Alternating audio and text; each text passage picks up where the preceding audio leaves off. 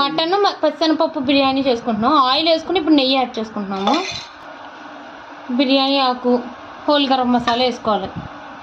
ఇవి వేగిన తర్వాత ఉల్లిపాయ పచ్చిమిరపకాయలు యాడ్ చేసుకోవాలి. అల్లం వెల్లుల్లి పేస్ట్ యాడ్ చేసుకోవాలి ఉల్లిపాయలు మగ్గిన తర్వాత. ఇప్పుడు కీమా యాడ్ చేసుకోవాలి. మటన్ కీమా 300 గ్రాములు కీమాకి 1/2 కేజీ బియ్యం పడుతుంది. 300 గ్రాములు బియ్యం. కీమా ఇలా 4 విజిల్స్ వచ్చిన తర్వాత ఇలా ఉంది. కొత్తిమీర, కరివేపాకు, పుదీనా, టమాటా ముక్కలు కూడా యాడ్ చేసుకోవాలి. ఒకసారి ఇలా బాగా కలిపేసుకోవాలి. శనగపప్పు వేసుకుని యాడ్ చేసుకోవాలి ఇందులోకి. పచ్చిశనగపప్పు కీమా బిర్యానీ కదా. ఇప్పుడు కారం యాడ్ చేసుకోవాలి. దీంట్లోకి